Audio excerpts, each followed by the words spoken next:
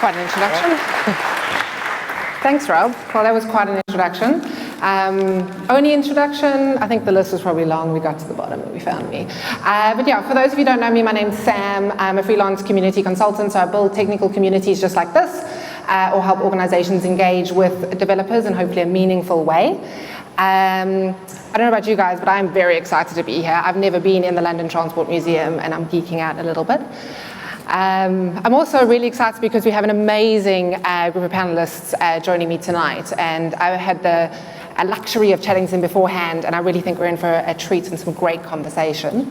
But before we get started, I actually just wanted to find out a little about you. I think there's probably 200 odd people in the room, and so it's not all about us, but I'd like to know, we'll do it like we did in school where we raised our hands, but how many of you are currently sitting in a leadership role? So it doesn't matter whether you're leading one person or a whole army, you're currently in a leadership role. Awesome. And keep your hand up if you lead more than 5 people. More than 10? More than 50? Still a few. Cool. Amazing. And then for those of you who didn't put up your hands, who's thinking about potentially going into a leadership role maybe in the next year? So your next step, or within your organization, or a new one, but you think that next step for you is leadership and you're trying to find out a few more facts before you get involved? Few hands. Amazing. And last but not least, but anyone here maybe a bit early on in their career trying to figure out which way to go, whether it's leadership or maybe being an expert in what you do, and is here to just listen to what people are doing at the moment and potentially make that decision for a later date. So very early on. A few hands. Amazing. Well, hopefully we'll be able to cover everything you guys are after this evening. We have quite a number of different questions put together for tonight, but we will actually open up later on in the evening to questions from you. There will be someone running around with a microphone. The only thing I ask is you could wait for the microphone to get to you, otherwise we can't actually hear the question. But please use the opportunity. I know sometimes it's a bit scary and daunting to ask a question in front of an audience, but it's 5 seconds of being uncomfortable for hopefully a lifetime of knowledge.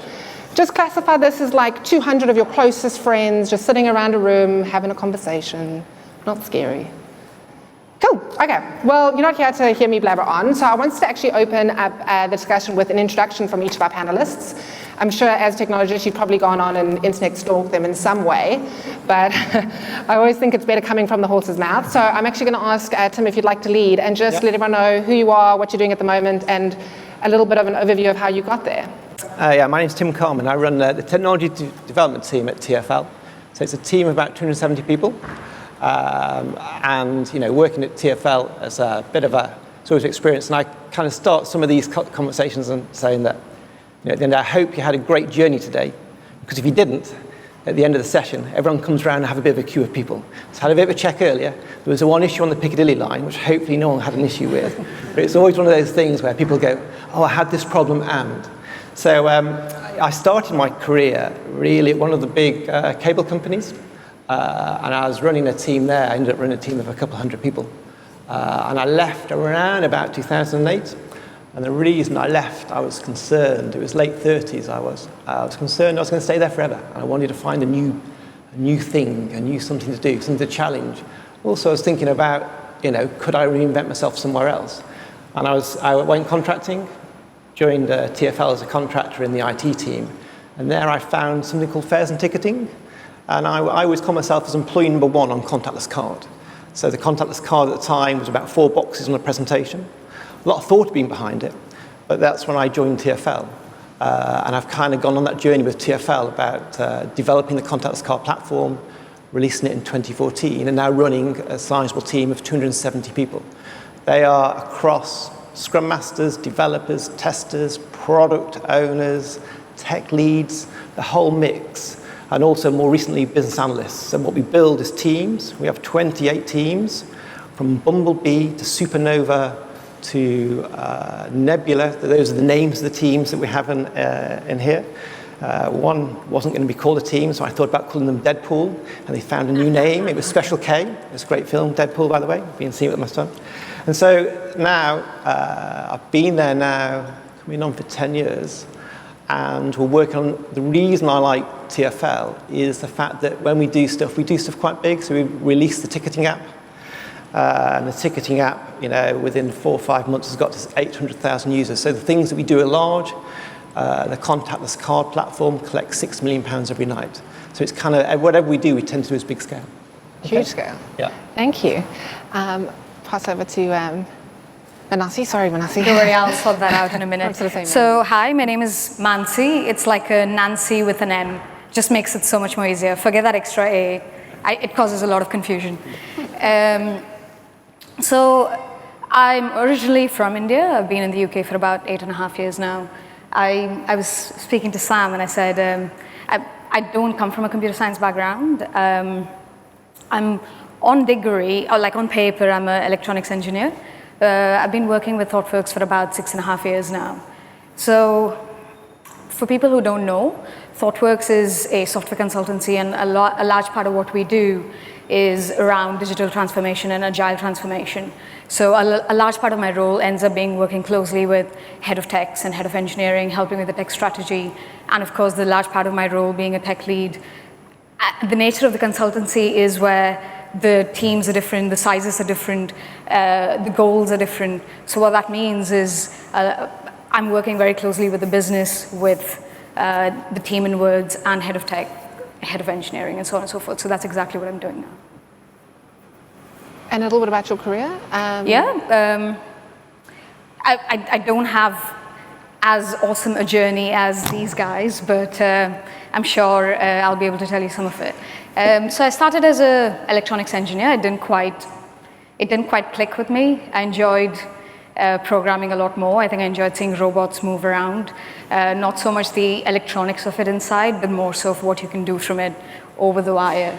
So I kind of found ThoughtWorks through Women in Tech, and the more I read about it, I was like, I really want to be part of this, because they care about people, they care about software, and they care about changing the world through software. So, and that's how I got stuck in with ThoughtWorks. Amazing, thank you. Thanks. And Radek? Hi. Hello? Hi, so I'm Radek Majder. I am Head of Development Management at McLaren Applied Technologies. Not the entire McLaren. There are several different areas to McLaren, and I'm in Applied Technologies.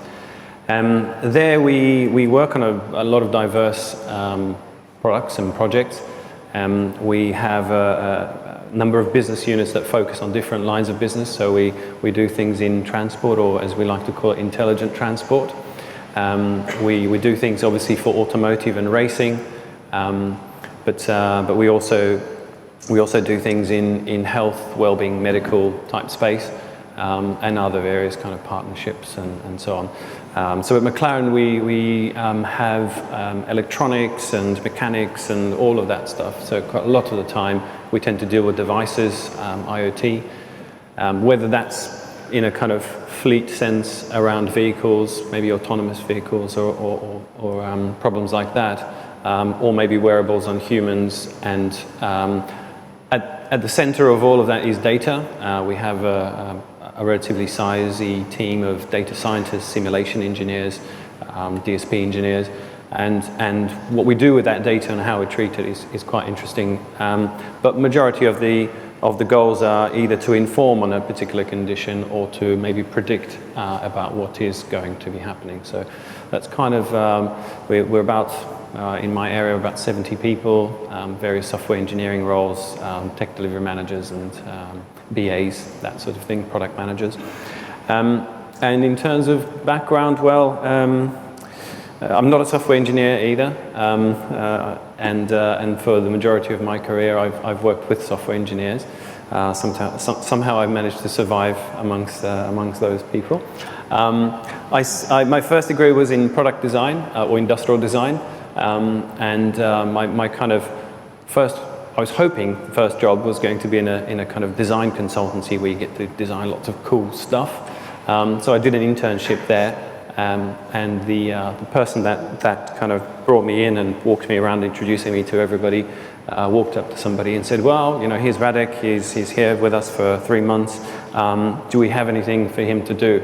And the answer was, yeah, we have all those beer bottles after the last party that need cleaning out. So that was kind of my start, and I thought, and maybe a lesson about leadership as well, and how you kind of treat people when they join.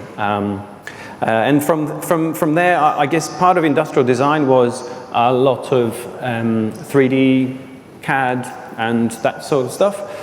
So that got very interesting. A friend of mine got a job with a company where they did a lot of animation and lots of kind of 3D interactive stuff, and this is back in the kind of late 90s, early 90s, maybe and towards the kind of 2000 era when I got my job there, and we were doing real-time rendered interactive stuff over the web. So at the time that was quite cool.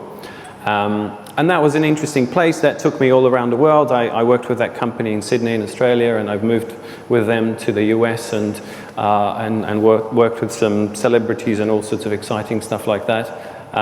Then I went on to working in the games development industry, and a couple of different smaller companies in Australia, and then I worked with Electronic Arts for about 9.5 years doing all manner of game-related stuff.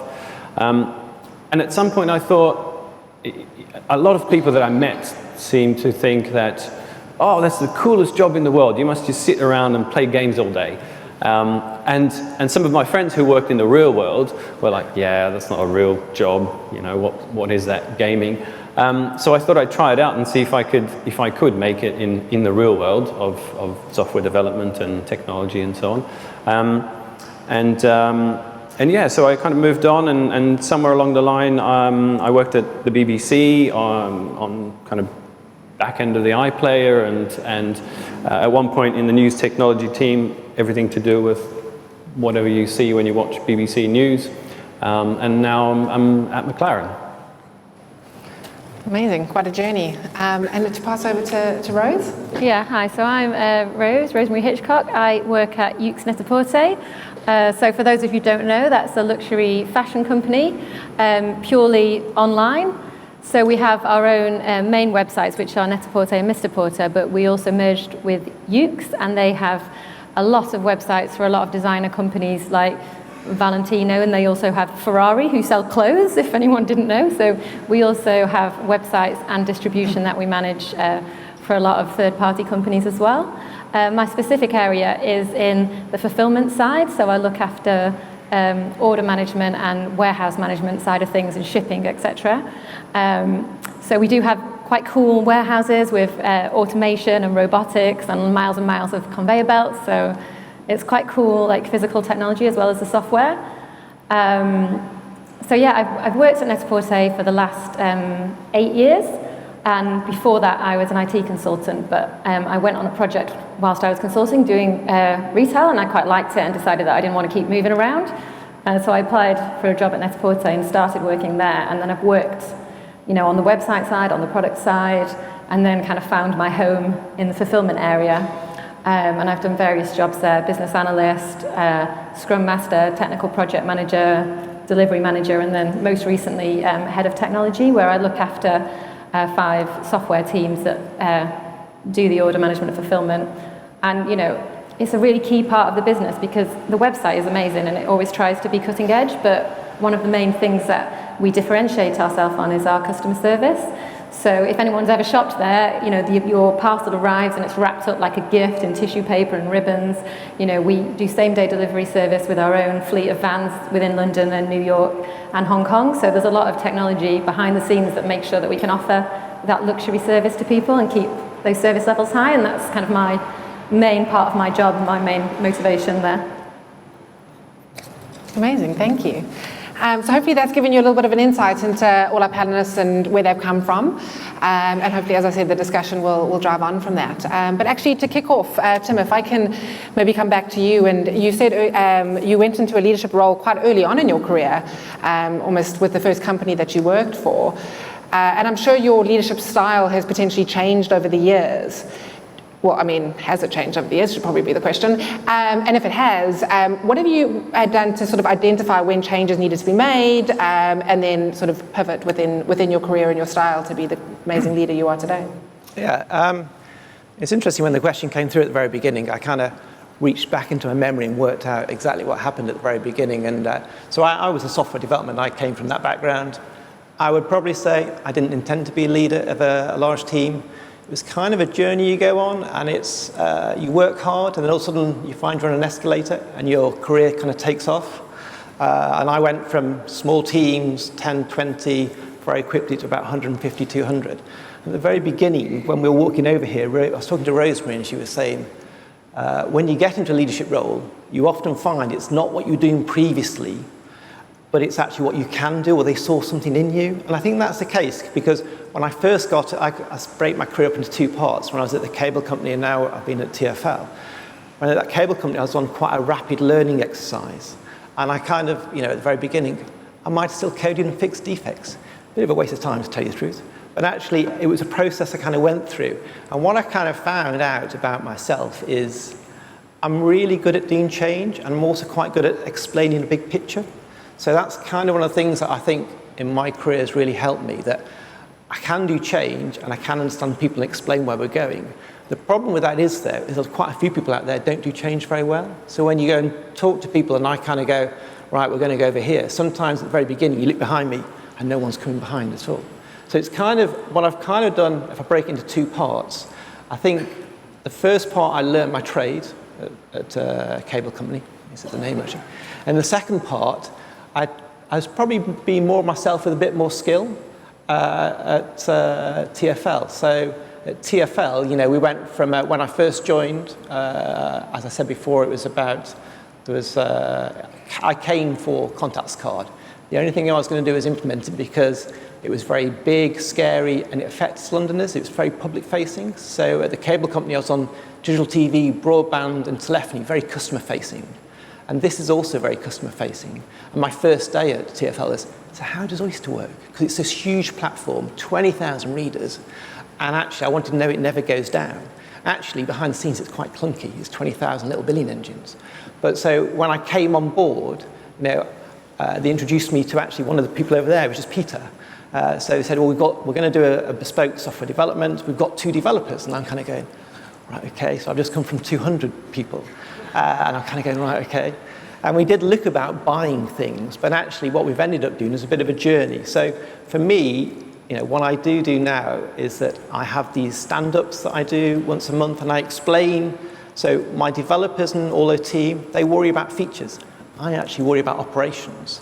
And the reason I worry about operations, if it doesn't work, there's no point worrying about features.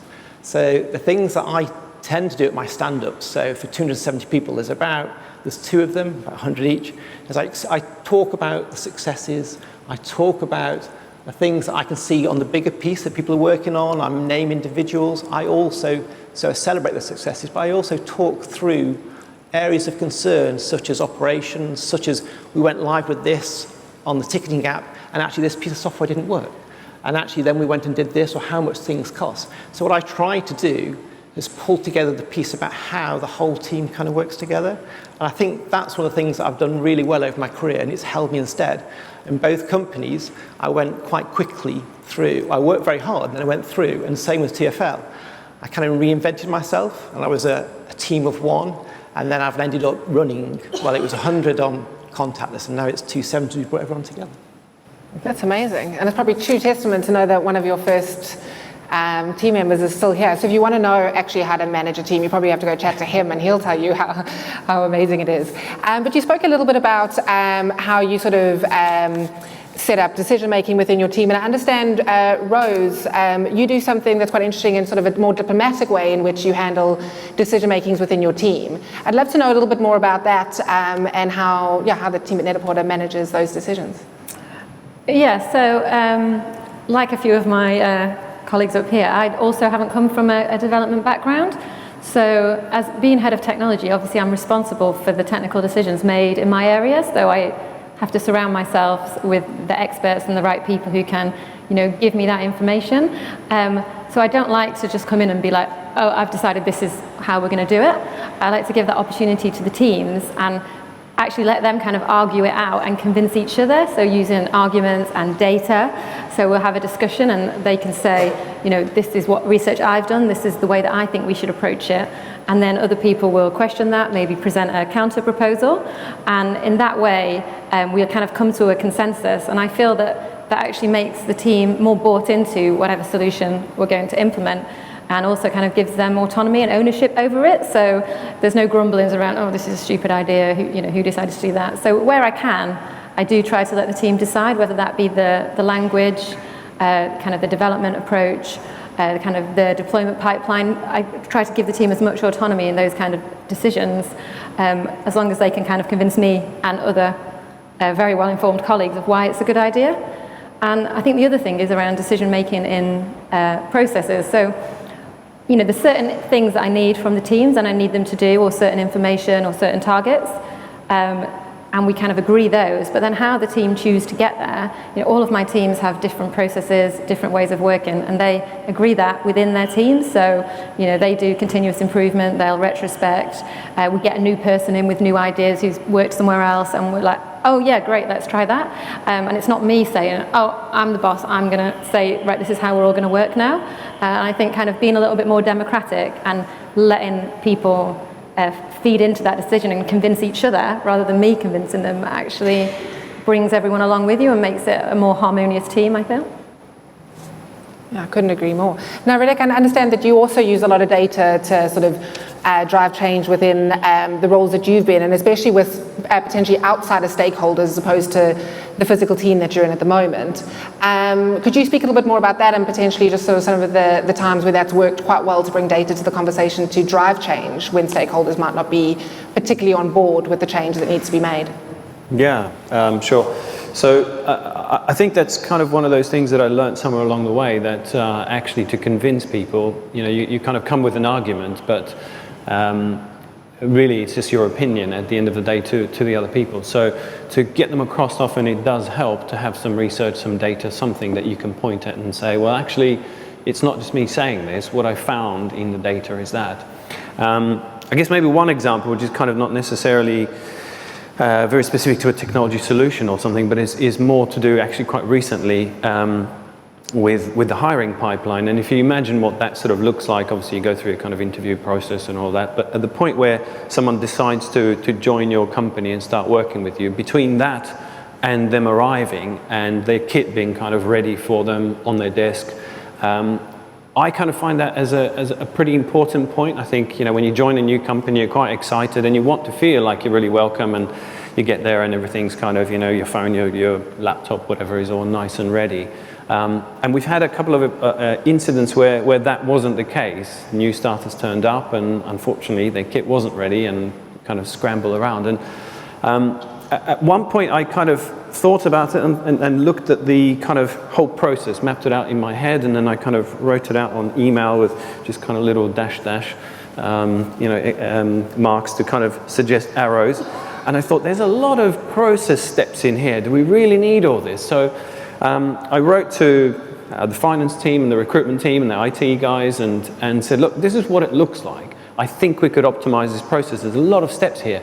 And there was no response whatsoever for a number of days. And I thought, okay, anyone out there? So I poked again.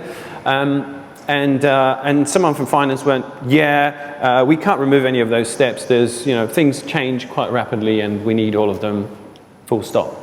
About 2 weeks later, we received a couple of new starters and they had a pretty poor experience with having their equipment ready. There were some mistakes that happened on the IT side. But I thought, well, how do I get across to these people? Because clearly emailing them, telling them about it and saying this is a big problem and it's not a great image for the company, for me, for our team. We should do better than that. And so I thought, well, what is the cost of a laptop, or 2 laptops in this case? And I thought, what is the cost of one of these people or 2 of these people sitting around doing nothing for a week? And as it turns out in this case, and we did luckily have loaner kind of equipment that had been used before but was suitable enough for them to do something, but it did take us a couple of days to scramble around. But in actual fact, through a number of other stuff-ups, it took about 5 weeks to get 2 new laptops for these people. And I added up the cost and sent that to everyone, and the finance director, within like 5 minutes, responds, yes, you need to get everybody together and have this meeting and sort this problem out. So I guess that's kind of one example of trying to find data on something and making it relevant to the audience or the people you're trying to address, so that they can actually see, oh yeah, I understand what this means, and yeah, we should definitely fix that.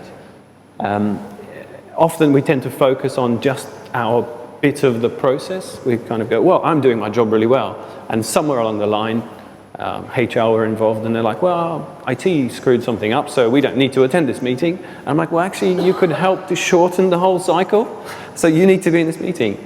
But yeah, that's kind of one example of how you use data, and obviously there are lots of others. But I'm sure a lot of examples in your day-to-day lives, you've probably had a conversation with someone and the same thing of, oh, well, we're doing our part right, and potentially there might be some data there to bring in to show maybe the cost or the downtime that something affects. Now, I understand, I'm going to get this wrong every single time, so it's It's like a Nancy. Nancy with an M, Mancy. I want to say Manasi every time, it's terrible. And I'm usually really good with names. Mancy, now I understand that obviously in your role, not only are you leading a team, but your team may change quite frequently. So sort of like Radek, in terms of dealing with stakeholders, you're dealing with the stakeholder of the client, as well as a team that might be different depending on the project, week on week or month on month. How is it that what have you done to sort of be able to identify, not everyone gets managed in the same way, so identify when you need to change your leadership style and adapt to hopefully inspire every team that you're a part of? Yeah, so it is very true that the team that I'm in changes very often. So it's like it could be 3 months, 6 months, and then 4 weeks, and it changes very often, and the size is very different as well. The experience is very different as well. So I've actually learned this the hard way, especially earlier on. I think I now remember some conversations, and it's like when there are certain conflicts on a team and you think, I don't understand why I'm not able to convince this person, but we're talking about facts, we're talking about data, like why is it that I'm not able to get through? And then one day it clicked. Unfortunately, I think it clicked quite earlier on because I had the opportunity to sort of shift teams and shift people I work with that often, is when I was like, no, you're right. I mean, that's fine. Let's do it that way. And it just switched. That's when I realized that all this individual kind of needed was not persuasion, but a little more what they call bridging as a style. So it's more like, no, like I will take some of your opinions and you take some of mine. And it's crazy. Like I hadn't noticed some of these things until someone mentioned it to me. They spoke to me about like these influencing styles and every individual falls naturally in one of the 4 quadrants. And I know where I fall into. So what I tend to do is actively try to see if I can fit in other quadrants if required. It's not easy. I do still struggle sometimes in certain quadrants, but I definitely try to sort of keep that at the front of my mind. And I guess to recognize where it's different, like I care a lot about the team that I'm in because it's really important to me to sort of build that relationship, because somebody else has given me the opportunity to sort of move forward, and I want to do that with the people I work with. So whether it's through 101s or whether it's through going and having drinks, having a meal, build that relationship, understand how people work, and it becomes easier to then spot the quadrants. Amazing. Now, I understand, Tim, a lot of your career has been potentially moving teams from waterfall into more agile approach, and like, how do I always do this? I can't believe it. Sorry about this. Sort of having to potentially influence change where not everyone wants to change. Especially people that have been in a certain way of working for a number of years, now implementing a change to go, well, now we're going to do things this way, can sometimes be quite tricky. How have you sort of managed that in your career, and convincing people of another approach, I suppose, is the way? So, yeah, we went on quite a journey. So on the Contractors Cloud platform, originally 3 people, we ended up to a team of about 100, 8 agile teams. And that was a real real difficult process, very challenging, very difficult. And we continually iterate around and learn and make changes. And then we often create that safe environment. I think that's one of the things we managed to create there, is that it's okay to fail as long as you kind of don't keep on failing. But we kind of iterate quite successfully to make some changes. So what happened once we post launch of Contactless, there was a bit of a change, and there was a bit of a reorganization. And all of the people within technology development, so developers, testers from the whole lot, all came in into one area under myself. And a lot of these people were working on maintenance pieces, or maybe they hadn't won work quite recently. So we went through quite a large change process at this moment in time. And one of those things, is that there was about 60, 70 people within a development, plus another 30, 40 in test. And one of the things, we were all used to doing waterfall. And you would have thought that, you look at the Contactless went so well. We've ended up selling it to New York, Sydney through third parties. And what happened was that you would have thought people would jump on the bandwagon of going into an agile process. But more often than not, what people would say is, oh no, it was different on a large project. Large projects are quite easy. The smaller projects are more difficult, and we don't have the money, etc. So we kind of went on a bit of a process here, is that a lot of the test people and the dev people were on separate floors. They didn't really talk and had documentation flying back and forth. And so we ended up had these three things. One is we're going to get better at software delivery through going to Agile. The second one would be, that means we win more work, more projects. And the third one was we get more opportunities. And those are the three things that I kind of sold it on.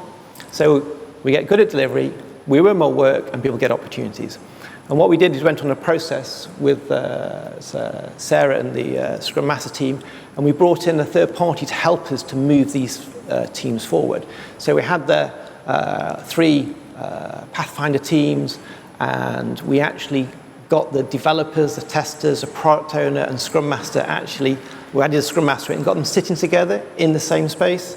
And we also sent them on training, and when they came back from the training, that's the point when and they went to the training as a team, not as an organization structure. So not as a test team, but as a team of people who work together. And when they then came back, we added a Scrum Master to them so that the change would stick. And we did this for there's one platform, there's three platforms we did it for actually, but one of them was called TrackerNet. So TrackerNet, if you ever want to see something that's really impressive, it manages, it has a representation of all of the underground. So it's 10 million events come into it a day, all in memory, and it kind of renders every tube that's running, every signaling, every move of whatever happens. And so what we managed to do is we got the people sitting together, but even though we got a board going, and then we kind of went through this process whereby, what used to happen is that the defects were found 9 months after creation. But we got them sitting together, but there'd be 2 weeks of development and then 2 weeks of testing. And we've kind of slowly moved them all. And I kind of knew it was working when we got to a point where on the same day that a defect was created, we actually got a defect was created, developed. We actually found it on the same day by the testers, so they're kind of working together.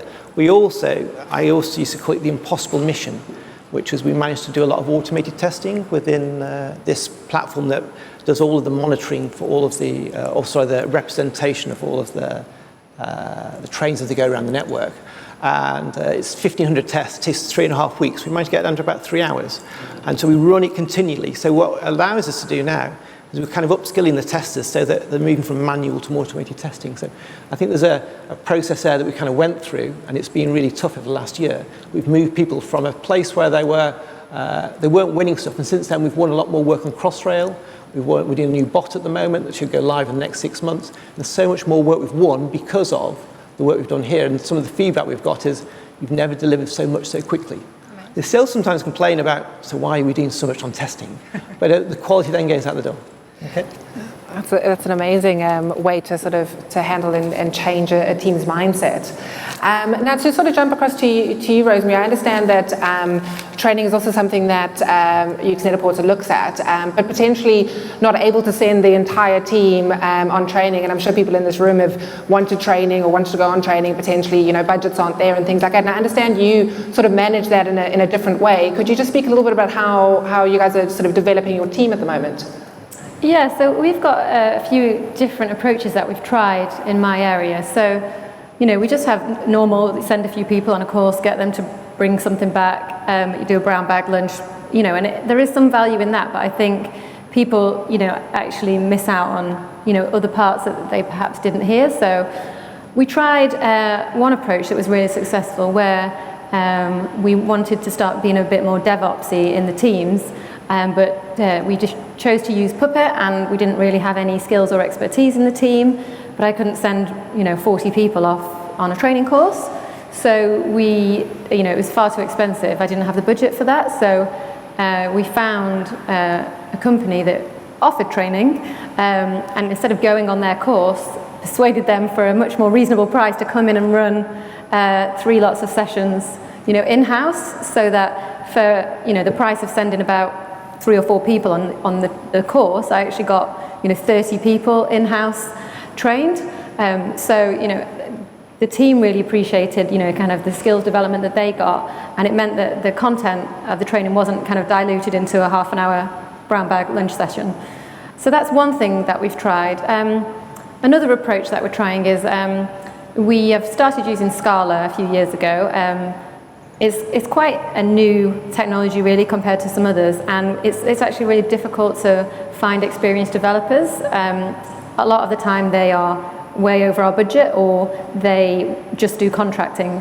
So we find people with other skills and cross-train them, and you know, we've tried that, but as soon as people get experience, they often will then move on to lucrative contracting careers, unfortunately. So an approach that we're taking now is that we're just getting one lucrative, expensive contractor to spend some time with the team as a coach to the team. So they've kind of got a mentor just on site a couple of days a week. So it's not completely blowing my budget, but it means the team have got an expert to ask, to help with code reviews, to help with design, but I don't have to obviously have the budget to have, you know, a full-time, really expensive contractor. So the team love, again, the development that they get and the access to the experts that they get, and that one person then gets to build up some knowledge of our projects and our ways of working.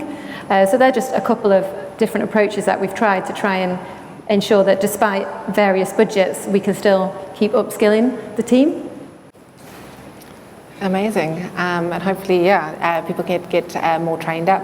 I want to just deviate the conversation. I'm a bit aware of time, and I actually wanted to approach another topic within leadership, and something that we talk a lot about at the moment is obviously women in technology, and as well as minorities in technology. And I just want to bring that to the conversation a little bit when it comes to leadership. Is one, we have quite a lovely, diverse crowd here tonight, and two, I'd just like to get people within leadership's thoughts on anyone here who's looking to potentially go into a leadership role that might not look like the carbon copy of what we're used to seeing in the industry, how they are able to manage being a part of that. So I want to jump to you and just ask, you're obviously a woman in technology as well as not necessarily being from the UK. How have you identified a bit of bias within being not necessarily within ThoughtWorks, but potentially with your clients or your team, and how have you managed that, particularly on maybe some of the bad days where it hasn't been as easy to deal with, I suppose? Not that you would have noticed, but I'm not just a woman in tech. I'm a small, perceivably young-looking woman in tech.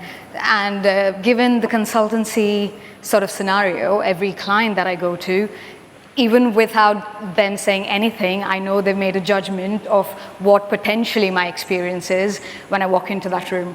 And this is a problem I have seen women like me face quite a lot, and I'm sure even for the likes of you who probably look more experienced than I do. You're trying to say I look old? No, not at all.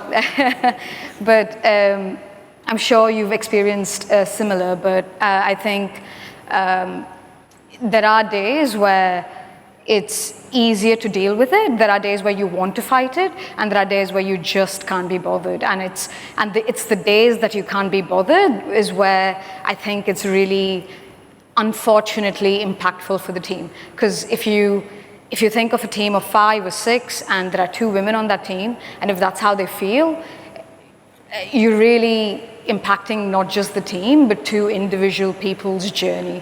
And I think ThoughtWorks, fortunately, as a company, is very conscious of this and has done quite a lot within the company and with the clients to sort of bring this diversity and inclusion in. I just want to digress a little bit because there's this quote somebody mentioned which I thought was absolutely fantastic, which is diversity is being asked, is being invited to a party, inclusion is being invited to dance. So really there's quite a lot of difference between just having women on your team and making them part of that journey or your journey.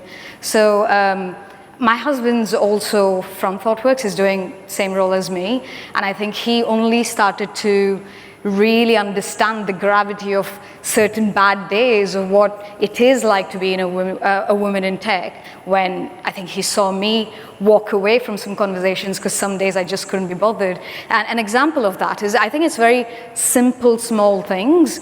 I don't know how often this has happened to women in the room, but if you're in a middle of a conversation which is getting pretty heated, a tech conversation, I don't know how often you felt like there was no eye contact with you at all.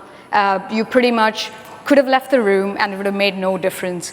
And I don't think people quite realize the impact that it has on women when that happens. So yes, there are bad days and you just have to deal with it. And what helps is having an ally.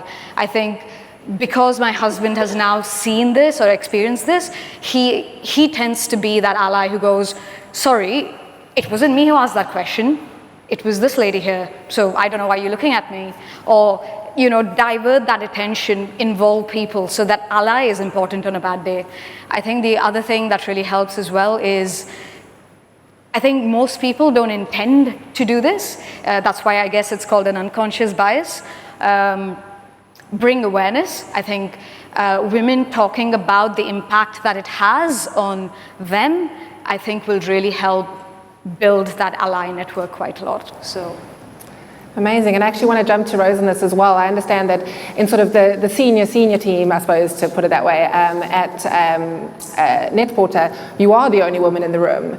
And rather than asking how you feel about that, we have quite a few leaders here today that potentially are male or not necessarily sitting with the same sort of issues. Rather than asking you how you feel about that, I find it's always sort of women sitting going, this is how I feel and this is how we should educate. And I think sometimes it might be nice to have someone else sort of chairing that part of the process, I suppose. And so what would you say to those people and how can they go back to their organizations and make sure that, one, they're making eye contact, but what else to make sure that more women are going into technology as well as leadership?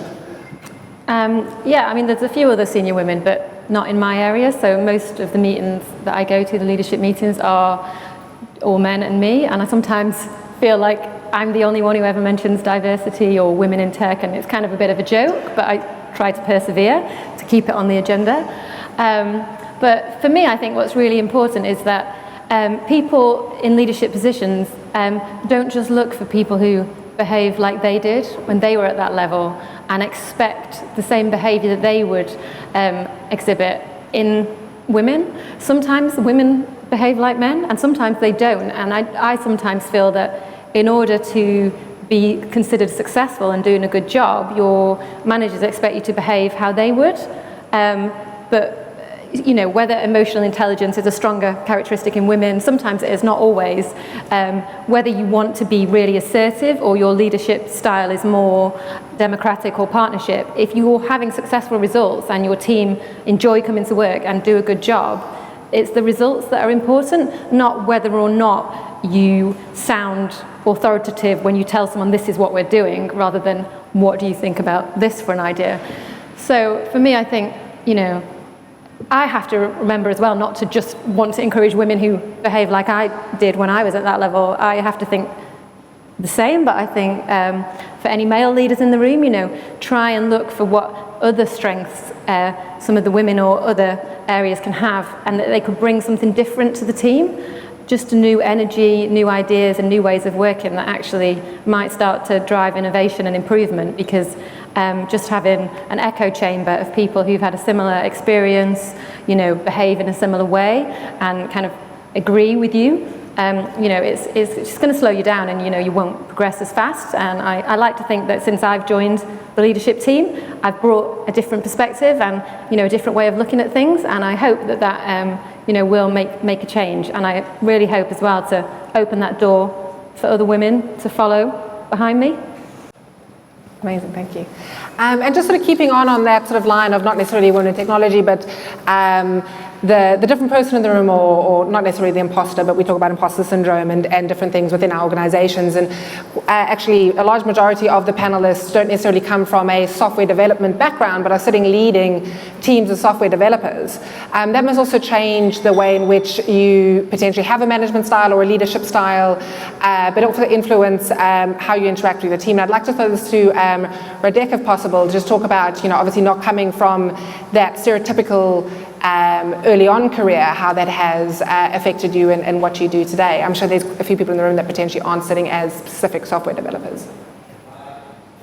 I think Rosemary said something earlier on about how she's kind of adjusted her style and is more kind of collaborative and inclusive and looks to others, the experts, for ideas. I think that's probably something that I've kind of somehow naturally picked up early on as well.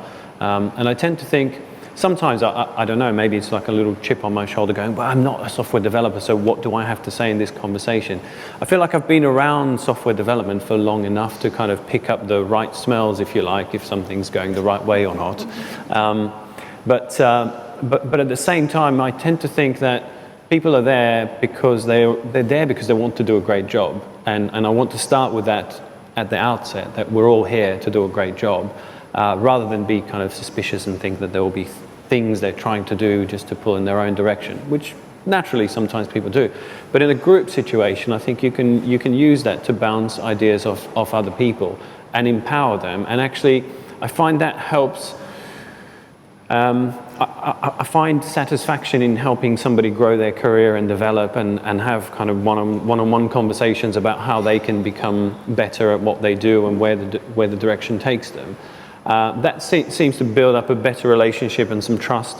And in kind of creating maybe forums where, you know, one example is we had, one of the things I tried to do is, I had a team. There were about 55 people in this team, and we had 2 architects. And one of the first things that I was told when I joined the team was, we have a huge bottleneck on architecture, and the teams are always waiting for the architects to, you know, come up with a design and tell them what to do, etc. And I thought, well, that's kind of okay, but we should be able to solve this. And there were a number of other people in the team who were maybe aspiring architects or wanted to kind of dip their toes into architecture. Certainly we're able to do solution design. And I thought, well, why don't we devolve some of that responsibility and allow those people to do that, but in a kind of safe environment where amongst their peers they can have a discussion about what they are proposing, where the design is going, and with the architects present, and kind of turn it into a bit of a learning exercise as well. And that seemed to work quite well. So I tried to use those sort of techniques amongst other situations and whatever I come across to get the best out of people who are the experts. And I think that kind of lifts them up and gives them a voice and makes them feel valued. And like Rosemary said, it's not a kind of authoritative, I've made all the choices and designs, and actually what you've said is nice, however, go this way, please. So I tried to stay away from that sort of thing.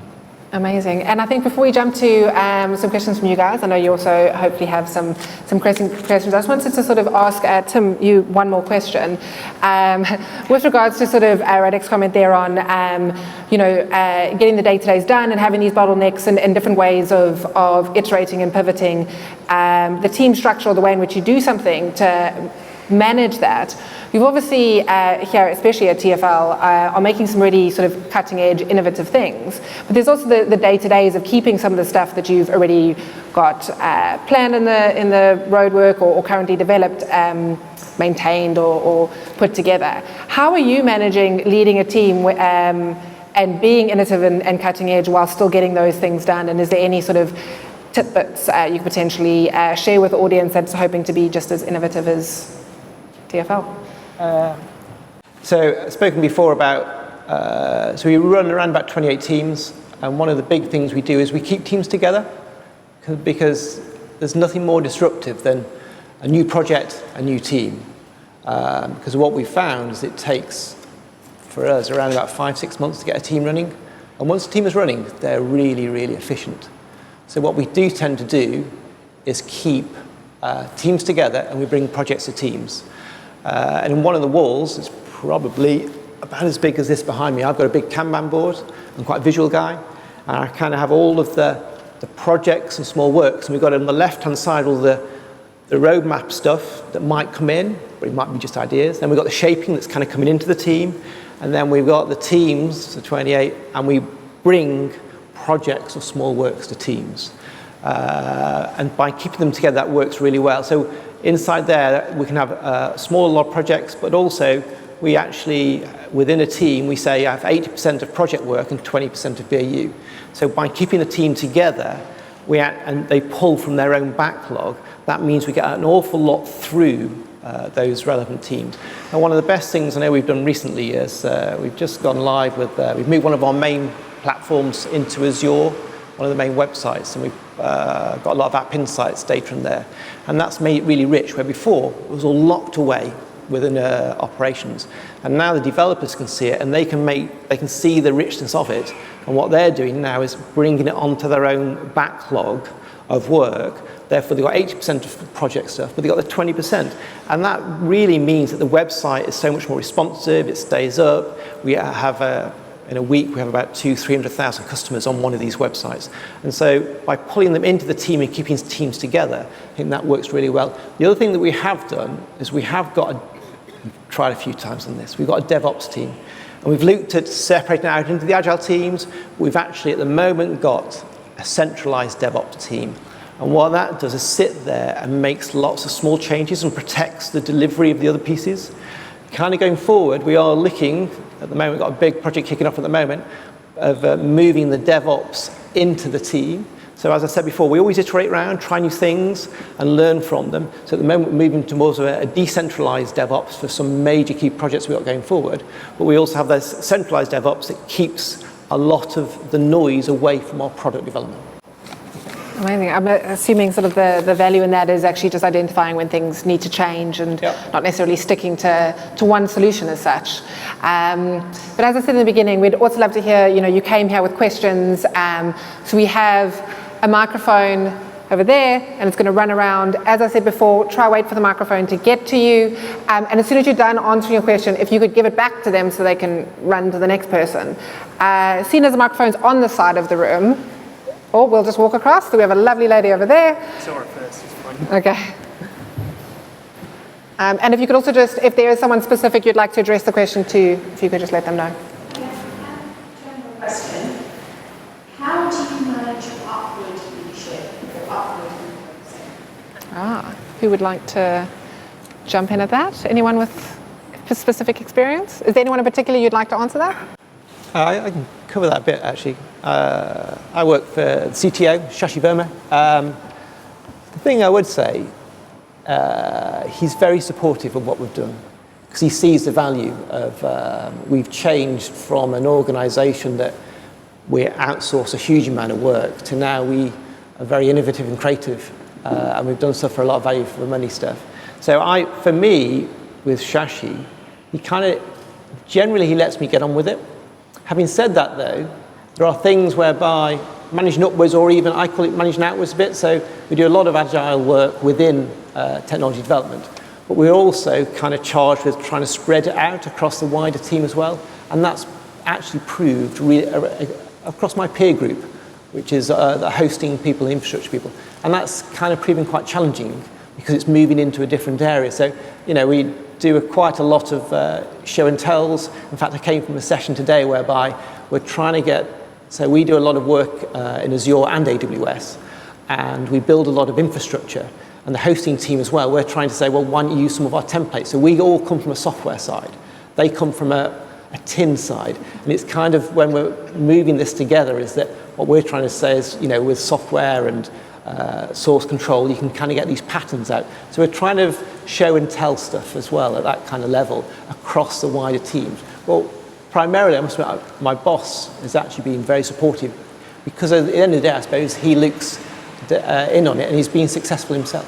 and he was very tied into what we were doing within contactless. I think we have another question there. Oh, and then the guy in front of him. So, okay. I wanted to ask, Nancy, what you were saying about just immediately feeling kind of excluded from the conversation because somebody stops looking at you as soon as it gets heated or in depth or whatever. And you explained how it's great to have an ally in the room, but do you have any like one-liners or ways of saying, hey, you're not talking to me anymore, that doesn't make it sound like you're whining or you're girly? Like, what do you say? Or ways to if you've experienced that as well? I don't know how you say, pull it out. I think you've kind of hit the nail on the head, because I've had this conversation at length with people around me going, why should I have to ask to be involved in a conversation that feels odd? Also, by the way, I've only just thought of it. So when I say young looking, I don't mean, oh wow, look at my skin. I mean as a complete disadvantage, like it actually acts as a disadvantage. So one thing that's helped that I've been told other people do is if you see it happening to somebody else, it actually works. I've seen this happen where if you see it's happening to this lady here and you're talking to me, if I start looking at this lady here, you automatically will start looking at this lady here. And maybe the other way to get somebody else involved is going, oh, I don't know, X, what do you think? Unfortunately, how you do that yourself, I'm not entirely sure. As I've said, when it's been bad days, like I've just slowly escaped out of the room, hoping it was a little bit evident that it felt uncomfortable, but I don't know if I would advocate that.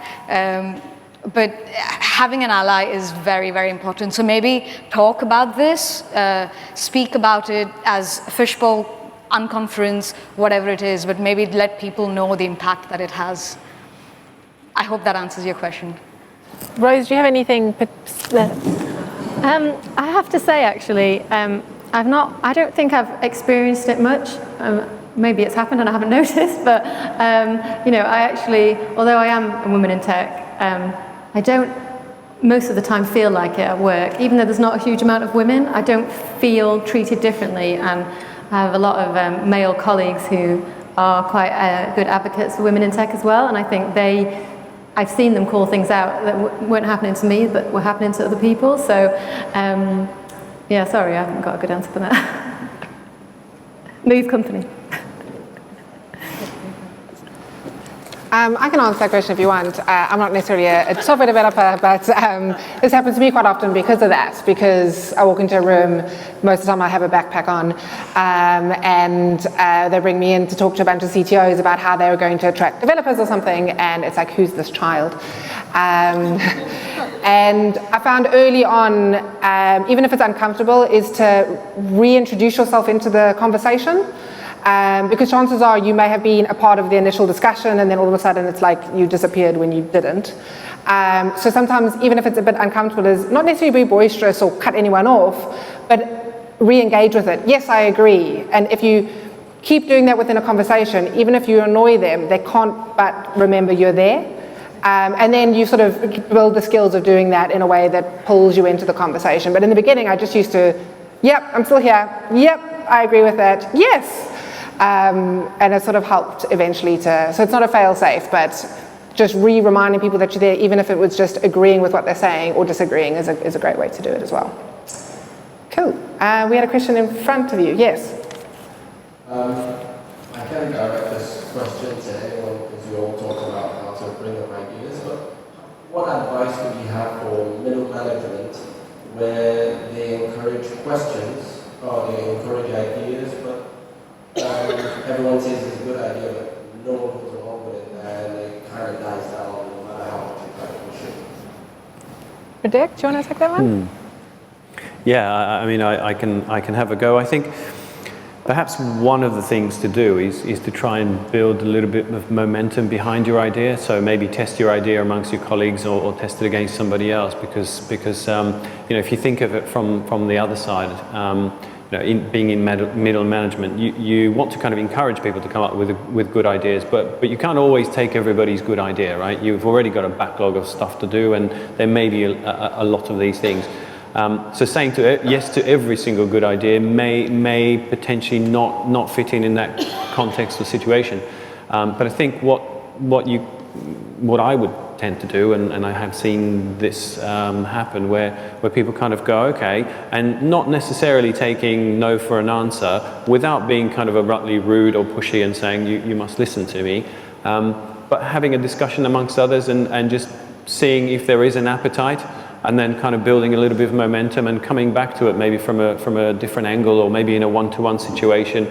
I think sometimes people feel maybe put on the spot if it's in a kind of a forum like this. So you kind of feel like, yeah, sure, we'll look into that and do it maybe, and it never happens. So I don't know what the context is, but yeah.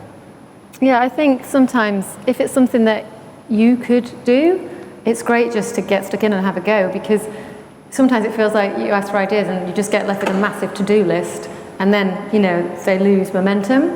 But I think if someone comes up with an idea and they actually start to see some progress on it, and get other people on board, it then kind of snowballs, and it will happen. But just suggesting an idea and expecting someone else to have the same passion that you have for it, if they're not really interested, they might say they'll do it, they might get started, but it will fall by the wayside. I kind of think that sometimes, like when we have retrospectives and someone will complain about something and they'll say, oh, we need to do this, and I'm like, okay, so are you going to do that? Because there's no point in just saying let's do this. Someone has to agree, I'm going to take that action, I want to make this change. And if nobody, even at the time that it's mentioned, is interested or passionate enough to even get started, then it's not going to progress, and it's not going to get that momentum behind it. So I'd say where possible, where the ideas that you have are workable, just get started, do a proof of concept, do some research, just try something out and show, how it can work. And also going back to what we said before, bring some data behind it as to show, what benefit it would bring. So it can't be ignored, whether that's financial data, productivity, happiness, whatever it might be. Try and back it up with some data and get a bit of backing behind it. I just want to add another thing into this. Unfortunately, I don't remember the guy's name, so I apologize for this, but I remember reading a blog, and this is from Amazon in their kind of early days when they were still selling books. And one of the developers had an idea to implement a kind of a suggestion, or whatever we kind of, I forgot the name, what we call this now, but other people also looked at this, at the shopping cart, recommendations, thank you. And so he took it to product manager, head of product management, whoever, and thought, this idea that I have, we should implement this, and it'll be great. And he was kind of met with a kind of, that is a fantastic idea. However, really what we want to do is, once we have somebody at the checkout, we want to push them through to the sale as soon as we can, not distract them with other things they could be looking at potentially buying. So, nice one, but we're not going to do that. Now, he walked away with that thinking, and worked on some stuff, actually developed it, and deployed that to the live website. You recommend this? Yes. There is a caveat in this that obviously at the time Amazon was working quite a lot on their platform and had enabled A/B testing, and he could isolate a small kind of user group to deploy this to. But again, this goes back to the kind of using data. He then collected the data on this and showed his product manager the sales, at which point he was like, that's a great idea, we definitely need to implement it. And now if you go shopping on Amazon, I'm sure you get badgered with, look, you can also add this and this and this, and you get a better price. So sometimes you kind of need to have that kind of persistence and trying something out. And again, if you can back it up with data, go for it. I'm not suggesting, if you haven't got A/B testing, to just go off and code something and deploy it to live without anyone agreeing, because that might not be a good thing to do. The model of that is A/B testing. Where is the microphone gone? Okay. And then when you're done, if you could pass it back to Rob. A couple of questions for Tim, not particularly related to leadership. First is, are you envisioning driverless cubes or driverless buses as a motor for TSL? And the second question is more technical in nature.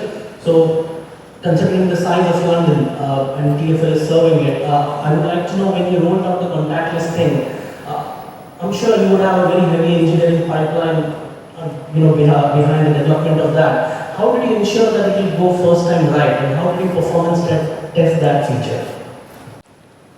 Okay. The first question was on driverless. The first question was, do you envision TfL having driverless cars or buses? I'm assuming we've already got the, what's that one? The DLR, thank you, that drives on its own. But do you envision anything else as part of that? We were discussing this yesterday, and they said, don't answer that question. I think we've looked at it. There are some trials running at the moment around the N25. I don't think at this moment in time it's something we're investing in, but we're kind of looking at the market. We are looking at mobility as a service as well, and we've got a project in the background at the moment. But we're not. I don't think we're going to be a pioneer in this space. We're going to see how that market runs and see what happens with the Googles of the world who are investing heavily at this moment in time. It's not something that we would. The complexities are there and the risks there are too big for TfL. So we're kind of watching brief at the moment. We've got people looking at it, but that's about it, actually. So we know driverless cars tomorrow, then? I'm not going home in a driverless car now. And the other question was on... Sorry. Oh. Yeah. Yeah, it's more of a technical question. I want to understand when you rolled out this contactless feature, how did you ensure that the adequate performance test happens for the size of London? And how did you make sure that it went right for the first time? Yeah, no, it's actually a very good question, actually. And it links back to what Rosemary was saying as well. So we did, back in 2010, we did a proof of concept. And the original vision was that we'd run the rating engine, say 3 times a day. We looked at the market, we tried to get out there. There wasn't a market there, so we're going to run this rating engine 3 times a day. And what we've ended up doing, it's a very scalable architecture. We have at the moment, so TfL, 3.5 million customers per day, 11 million journeys, around about 22 million taps. They come into the back office from every reader, and we continue to rate them. So we ran a proof of concept. Peter was on the team, the other developer, Mike. We brought a consultancy to help us with the agileness at the very beginning on that journey. We spent around about £170,000, and we did a proof of concept. And what that proof of concept proved is that we don't need to run it just 3 times a day. We had a real-time engine that scaled out, and we run it continuously. So when we did go live, I had an email from my boss going, I didn't know this, but we're in Westminster. He lives in Hammersmith. I didn't know at the time. He says, the system's gone mad. I've just gone in the tube, I'm on the Hammersmith line, and it says I'm going to get out in about 10 minutes. And I kind of went, yeah, it's a bit of a feature. Because the system knows what you do on a daily basis. So it kind of then, as the taps come in and he's got the entry tap, says, yeah, you're probably going to go home, and it's that time of day, so it kind of works that through. So we have it's called the Fares and Aggregation Engine, and it sits in the back office, and we got a number of very bright people to write it for us. So there's 36 of them. All of the taps from contactless go through it, and later this year, all of the Oyster taps as well, because we're doing a 7-day cap. So it was proof of concept, some really bright people, and creating that safe environment to try things out and keep going. So that's one of the things I think we've done really well. Okay. Amazing. I'll pass back to the lady that originally had the microphone, and then it is going to go to this side of the room, because that poor gentleman over there is going to get a sore arm. He'll switch it on when you pass it. Can you switch on the microphone? This is our next host, so... Okay. I was going to give a shameless plug, thank you very much. So I work at a very complex and large organisation at PT and Yuke, and we are on our transformation at the moment, which obviously we'll be sharing a bit more next month. But I have a question about the kind of leadership style. So the leadership style you all talked about has been really refreshing, it's been very collaborative, it's been very open. How did you bring HR on that journey too? So instead of rewarding individual performance, you start to reward collaborative behaviours and teams, people contributing to a team effort rather than always, me, myself and I. I'm really interested to know how you did that, because we've got to bring all of our support functions on our journey and try and industrialise the right behaviours. So if you've got any top tips on how to encourage those people, I would be very grateful. Thank you. Is there anyone in specific who wants to answer that question? Is there anyone who would like to take that question? I can. I mean, I think for me, it's not necessarily about getting HR on board. It's about getting the managers of the teams, so the actual line managers who work with the teams and their managers. I would say that HR have very little to do with the culture in the teams. They didn't decide if we did Agile, they don't decide when we use Waterfall, they don't decide what rating the team members get at the end of the year. That's all down to the team manager and the leadership in the teams. So I would say it's about, hiring good managers, motivating your managers and training them. And, so as a leader, making sure that your managers know what kind of behaviours you're looking for and rewarding your managers for rewarding that kind of behaviour. Nice. Oh, does that answer your question? I suppose to follow up from her question, I think you're looking to make change quite, I don't want to say recently, what's the word? Quite soon, rapidly. And obviously having those implementations in place to change sort of the thought process is one thing. Is there any sort of top tips anyone could give her in terms of like how they could address the problem, say, sooner rather than later, so they can implement those changes, I suppose, as well? Did I say that right, paraphrasing for you? Okay.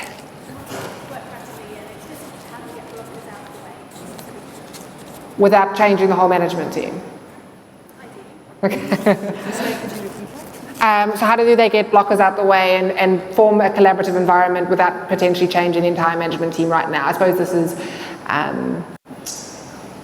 a question for maybe Tim? I can cover a little bit of this. We do quite a lot of training, a bit of the Kanban training at the end of the day, and we run some games in there. And a lot of the middle managers, well, what we try to do with those is run games with them, and what we try and run agile games to show that sometimes the work that they do or the changes that they make actually are quite detrimental to the team. So we run these, like the coin game, you've probably seen it at the end of the day, and actually what you find is that rather than optimizing individuals, if you optimize the end-to-end, it kind of works. So there's a Kanban board game, and we've done this a few times. We just bought a number of copies actually because it's worked so well, is that we were there, we're trying to manage work in progress. And one area had a real area that was completely bottlenecked. So what we did, let's make the queue really big. Completely the wrong thing to do.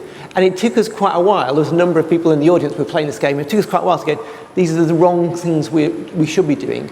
And also as well, so I say, I build teams, we keep them together. Some of the people that have come from Waterfall, what we found is that they quite like to say, well, I want developer A and tester B to work on this, and we try and really stop that, so we kind of empower the team. But it's really hard to get people to stop because they're used to it and they quite like it, and it's part of their. So we've tried to move them from, rather than, disrupting teams because it's really disruptive, is actually move them to either become more of an architect or a product owner or a leader in the space, rather than actually trying to do. They make so many of these decisions where they try and disrupt the team, and actually the team then falls apart, and then the work that they're doing just goes down the tube. Thank you. Do you have the microphone? We have one here, and then it's coming to you. So, I think this question is kind of inadvertently been asked, but this is for everyone. So I'm a Scrum Master, okay? Do you have advice for anyone who is moving from being a manager to a leader? I hope that makes sense because I don't want to be presumptuous about, this is a manager, this is a leader, but in our organisation, I want to be able to empower people who they are a manager and they think they're a leader, but they don't know how to quite get there. So if you've got some tidbits I can take back to my workplace, that would be lovely. But yeah, just anything. Great. All four of you. No pressure. Go for it, Radek. I don't know if this is necessarily a tip, but I think the difference between, for me at some point, I realized that actually managers tend to get into the details and leaders tend to kind of have more of a vision and are able to kind of come up a little bit and set a compelling goal for the team and get that buy-in. So I think, leadership in some respects is kind of setting that vision and and trying to get everybody to swim in the same direction. And it's figuring out how do you get everybody going in that same direction. What is it that's important to the individuals? Why are we all here? And what is it? What's the kind of the good news story that you can paint that you want to go towards? I find that's often a good way to try and, well, maybe be more leadership-like. But also there's a whole bunch of things about kind of rewarding people and acknowledging successes and that side of it. Inviting people's opinion and perhaps kind of going back to the other question here is, I don't know, naturally maybe what I find myself doing sometimes is when I do have a kind of maybe a significant change to make, rather than kind of announcing it out to everybody or saying this is what we want to do, I'll tend to kind of speak to individuals and poll for opinions and maybe in different ways kind of tell them about something I've seen over here and what's their view, because it lets me into what their thoughts are and how willing they are to change and what potential issues they see. But also, if I do find those allies before kind of having a broader conversation, I kind of feel safer, but I also know where the crowd is at, and you get that kind of feedback from people. So I think being a good leader is about being able to kind of go up and down, be kind of face-to-face with individuals, connect with individuals, but also set some kind of compelling vision and make it real for those individuals to say, why is it that I need all of you to collaborate and swim in the same direction? Unfortunately, we don't have time for everyone to answer that question. And I know we have to wrap up, but if you don't give it to that poor gentleman in the white shirt over there, I will feel very, very bad. So unfortunately, this is the last question. We are going to have drinks networking afterwards, so if you do have pressing questions, I think our panelists are all around to approach them specifically, but at the moment, we only have time for him. I'll try to make this quick. It's probably not quick. So my question is, as a leader and as a point of aggregation of information in your organization, you kind of deal with different KPIs, SLOs, or OKRs, depending on what you call them in your organization. And they kind of aggregate to you. How do you make sure that you cross-pollinate that information and then you don't hold accountable a team against another? Because everybody tunes towards different things. And I think that's one of the really difficult things, especially in the context of retrofitting culture, like Tim said about DevOps. DevOps will bring its own things and ideas. How do you make all of that work? Is there anyone specifically you would like to answer that question? Oh. Does anyone want to take that question? I could give an answer. So definitely something that we've tried in the team is to own those facts and figures, the KPIs, whatever you want to call them, ourselves. So as a team, decide what information you're going to publish. That way the team are actually bought into improving it and they won't just try and game the numbers. But if you're presenting information outwardly, it stops people coming and asking you for what they think they want to know. If you're proactively deciding this is what we're going to tell people about our performance, our throughput, how our systems are doing, make that information available so no one tries to think up random stuff to ask you about. So if you can, I know everyone doesn't have that choice, but if you can, I would say, for me, that's definitely been the most successful way. Could I also just add that I think that we've seen a lot of clients sort of go into that sort of rabbit hole of like getting stuck to these figures. Every team is different. I think just like code coverage doesn't necessarily imply quality, some of these metrics are the same. I think it might be more valuable to understand the impact the team is making, the innovation that the team is driving, and maybe take the metrics with a little bit of pinch of salt. Perfect. Thank you.